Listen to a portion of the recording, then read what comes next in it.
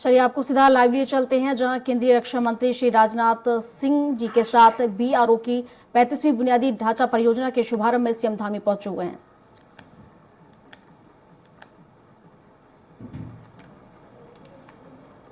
देश को समर्पित की थी, जिसमें 2023 में कुल 125 परियोजनाएं बनाकर बीआरओ ने नया कीर्तिमान स्थापित किया। इसके लिए मैं आदरणीय रक्षा मंत्री जी, जिनके निर्देशन में पूरा बीआरओ काम करता है, और बीआरओ की पूरी टीम, डीजी बीआर समेत सभी को अपनी ओर से बहुत बधाई देता हूँ, शुभकामनाएं देता हूँ। आज पूरे देश के अंदर हमारे प्रधानमंत्री जी के नेतृत्व में सड़कों का जाल बिछाया जा रहा है। उत्तराखंड के अंदर अगर हम बात करें तो जिस प्रकार से 4 धाम ऑल वेदर सड़क परियोजनाएं पूरी हो रही है, और पूरी होकर आज पूरे देश के लिए आने वाले प्रत्येक यहाँ पर्यटक को, श्रद्धालु को जो सुविधा प्रदान हो रही है वो हम सबके समक्ष है। उसी प्रकार से भारत वाला प्रोजेक्ट, अभी कैलाश मानसरोवर की बात रघु जी यहाँ से कर रहे थे, और उसका काम हो रहा है। यहीं से शिमली, ग्वालदम और जलदीदी तक का मार्ग, वह भी तेजी से निर्माण उसका हो रहा है। अटक से लेकर कटक, कश्मीर से कन्याकुमारी तक रोड कनेक्टिविटी का विस्तार होने से यातायात सुगम हुआ है। उत्तराखंड में भी छोटा स्टेट होने के बावजूद 21 हाईवे और 69 स्टेट हाईवे हैं, और प्रदेश में सड़कों की जो दशा है पहले से अद्भुत रूप से उसमें सुधार हुआ है। बहुत सारे यात्री जो पहले भी यहाँ आते रहे और अब जब आते हैं तो जो अंतर है, जो फर्क है, वो जब भी हम कभी बाहर जाते हैं तो जरूर हमसे चर्चा करते हैं कि अब बद्रीनाथ जाना कितना आसान हो गया, कितना कम समय लगता है, या ऋषिकेश से चलते हैं तो बद्रीनाथ तक का सफर कब पूरा हो गया पता ही नहीं लगता है। इसी प्रकार से भारतमाला परियोजना के तहत उत्तराखंड में 5 महत्वपूर्ण योजनाएं चल रही हैं। ऑल वेदर रोड प्रोजेक्टों से 4 धाम, बद्रीनाथ, केदारनाथ, गंगोत्री, यमुनोत्री की यात्राएं लगातार सुगम हो रही है।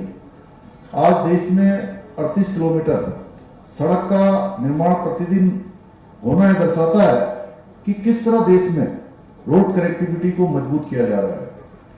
यदि मैं उत्तराखंड की बात करूं तो हम भी प्रतिदिन 4 किलोमीटर से अधिक सड़क का निर्माण कर रहे हैं, जबकि पहले जो सड़कों की हालत थी, कितनी खस्ताहाल थी, ये किसी से छिपी हुई नहीं है।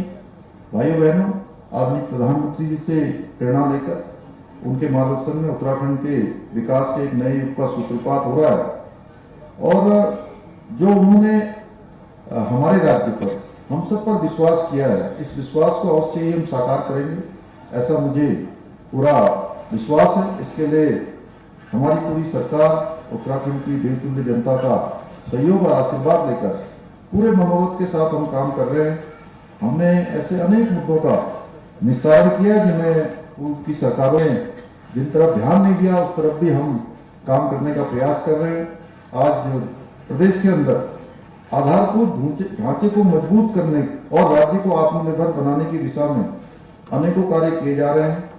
प्रदेश में हर स्तर पर कनेक्टिविटी को सुधारा जा रहा है, और हमारा जहां पर बीआरओ और एनएचआई ऐसे अनेकों संगठन जो काम कर रहे हैं, उनको भरपूर सहयोग राज्य सरकार की तरफ से जहां भी देने की आवश्यकता है, जो भी समन्वय करना होता है, उसको हम लगातार कर रहे हैं।